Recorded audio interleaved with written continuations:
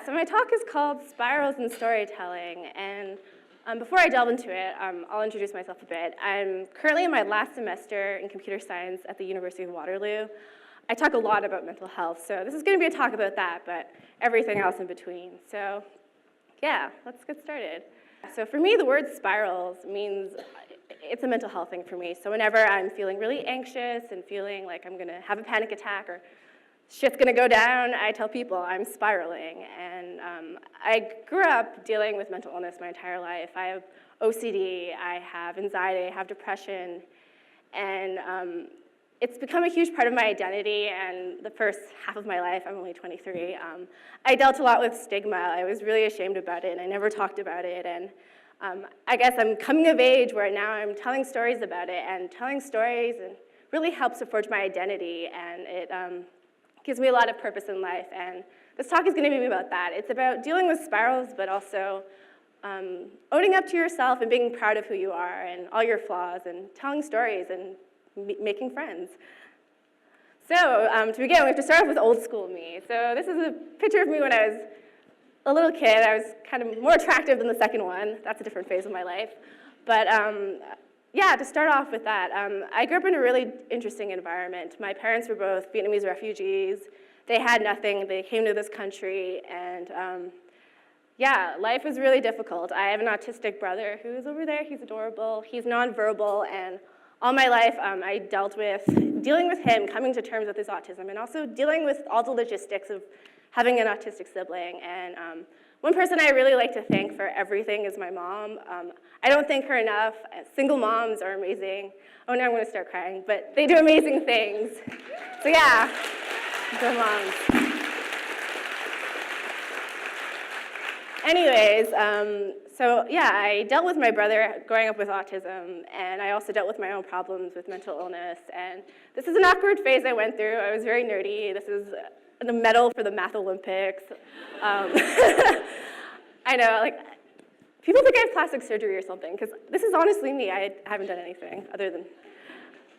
But yeah, I was very depressed growing up. I dealt with a lot of difficult things, living in poverty, being a woman of color, growing up in an immigrant family. So I was really bored with my life, so I spent a lot of time on the computer.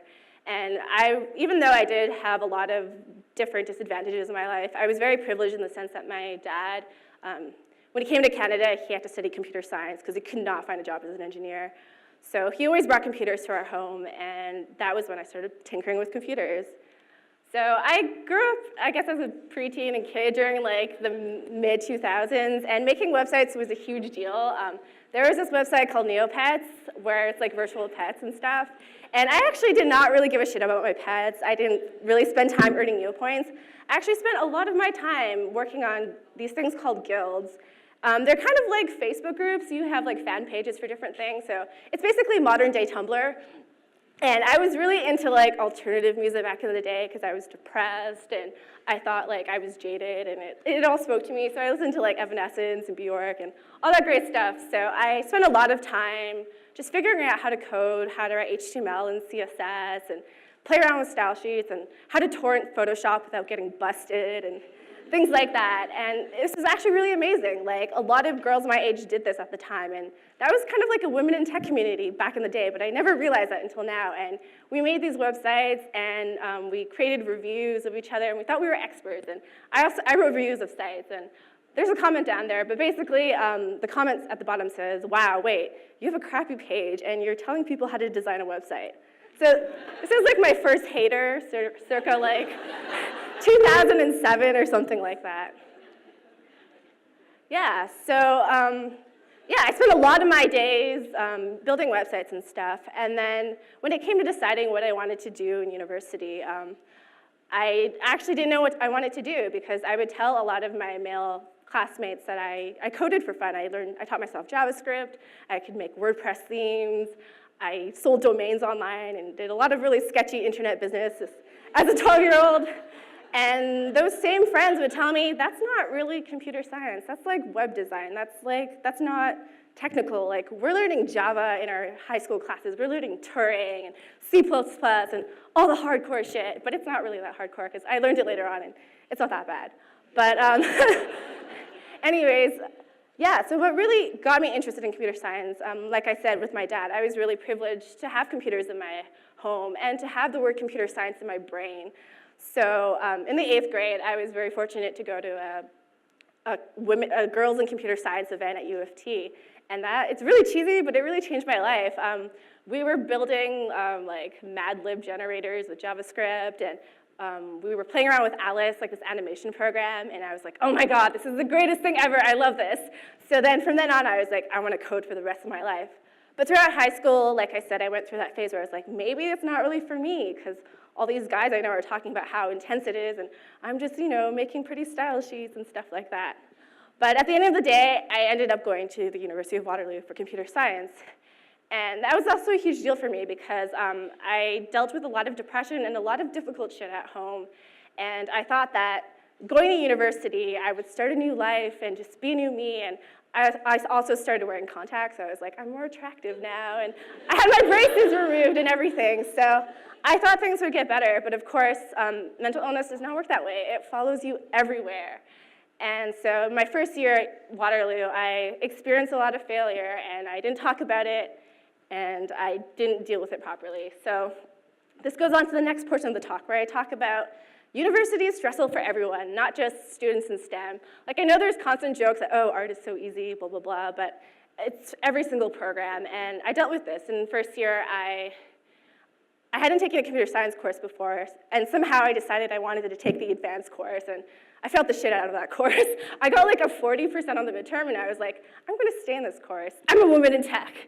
But I ended up failing. I failed a lot of my courses, and I didn't tell anyone about it. In fact, I lied about it. I told people, I'm doing really well, I'm killing it. I have my own website, I do all these things, and people believed it, and it was a really bad coping mechanism. I deceived a lot of people, and I deceived myself most importantly. And going to the University of Waterloo specifically, they have the world's biggest co-op education program, and there's a lot of competition, and even in first year, you feel the need to constantly assert that you're ahead of the game. Like, in first year, I would meet classmates who would tell me, hey, I've done open source projects in high school, I've won all these programming competitions, I'm better than you, and I definitely felt the pressure to get involved with that.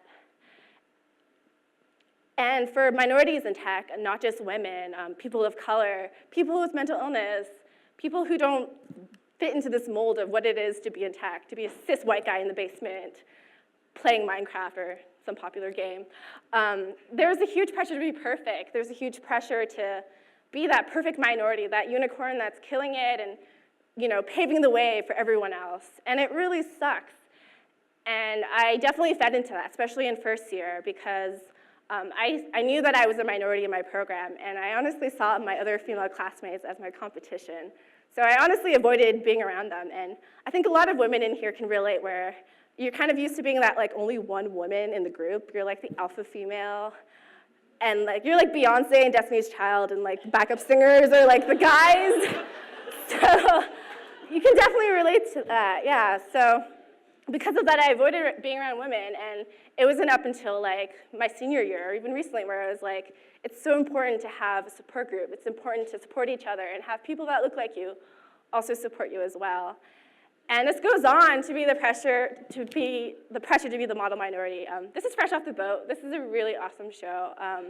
But as an Asian woman, as a Vietnamese, Southeast Asian woman, being a model minority is something I'm very familiar with, and I think a lot of women in tech are kind of model minorities too as well, because we have to constantly be killing it. We have to be like Sheryl Sandberg, we have to be like Tracy Chow. The list goes on of really awesome women, and there isn't really any room for us to be imperfect, just to be average, or to be whoever we want to be. And people who are in the privileged group can be mediocre, they can be whatever, and no one is, calling them out for it. And another thing that's really important, not only is gender diversity important, but intersectionality. Right now, which I think is really awesome, there's a huge initiative to get more Black programmers, more Hispanic, Latino programmers into the industry. And I think we should continue doing that with different assets of different parts of diversity, including disability, and also even the Asian community, because we're kind of the invisible minority and no one talks about us. And I think we do have a privilege and we do have a responsibility to talk about being a different group. And overall, it's a false sense of empowerment. This is a similar analogy to my Beyonce and Destiny's Child, except this is like cultural appropriation, because it's Gwen Stefani and Harajuku girls who can't talk. But yeah, it's a false sense of empowerment, especially for minorities, because they think they have to be that standard. But then once they graduate and look for jobs, that's when they really see, wow, it's not working in my favor.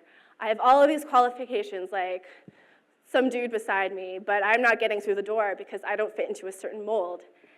And that's really shitty. And in order to change the industry and to change everything about diversity being underappreciated, we need to have a sociological imagination. We need the ability to think empathetically and just recognize the different levels of privilege we have from each other, but also ways to support each other as well. Because it's not only about, oh, I have it worse than you. It's, oh, you're suffering this way, I can help you this way. And I think that's how the world should work.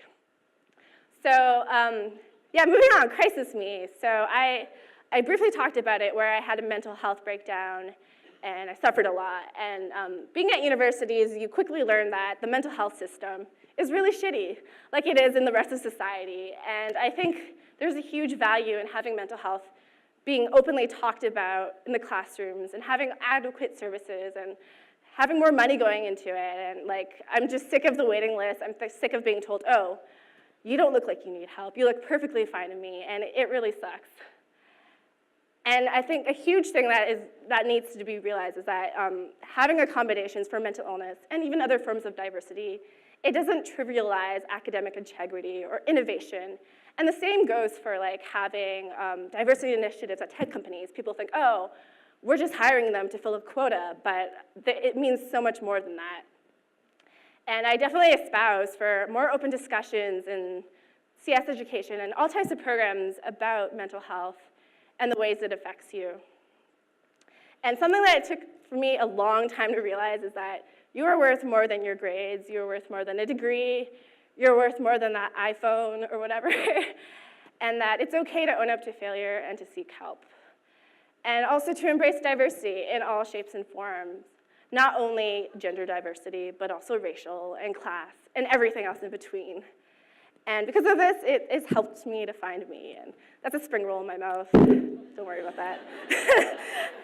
And I really love the open source community. Even though open source has a really bad rep, it's getting better. There are awesome initiatives that bring women and other minorities that you don't really see in open source into open source, building things. And you don't have to be technical either. You don't have to be writing code. You can be writing documentation, et cetera. So I definitely plug all of these awesome initiatives, take pictures. And I myself started an open source project called IFME. It's a community where people can openly talk about their mental health experiences. And it's something I personally struggled with, because growing up, mental illness is not talked about in the immigrant community. So it was really hard to communicate what I was going through with everyone else. And lastly, I'd like to shout out to WiCS, the Women in Computer Science Undergraduate Group at the University of Waterloo. They literally saved my life, and they're just an amazing initiative. I got involved later on in my undergrad career, and it's such an awesome way to meet other women and also support each other. And at WiCS, I organized the Big Sisters program, and it's a way to support cis, trans, and non-binary students in computer science. And we have mentorship events. We also have events where we have open discussions about the tough stuff, like low self-esteem, imposter syndrome, and everything in between. And it makes such a huge difference. And I think we need more of these programs because like I hate seeing like people going into computer science, and especially women, and seeing other women, and seeing them as competition, when really they're not. We're here to support each other, and we need to embrace this. And just a side note, if you are interested in diversity work, I think it's such an amazing thing to do, but also remember, it's a second job, so make sure you're being valued for it, and make sure that you enjoy what you're doing. And then, before I end this talk, I'd like to leave a few inspirational quotes. The first one being, I know in like different social justice movements, there's the need to speak over a group and be the advocate for a group, be this token spokesperson, but I think self-advocacy is so important. You need to speak for your experiences because you only know yours. So yeah, speak for yourself and also listen to other people and give people voices. And then the second point, which Juan raised, is that being in tech isn't your only life. I know that in our culture, it's kind of like we always have to assert that we care about tech all the time, we're coding all the time, we're doing all these side projects. But you have more stories than that. You have your hobbies, you have your family, your friends, and you have to value all your stories. And then lastly, turn those spirals into stories. Thank you.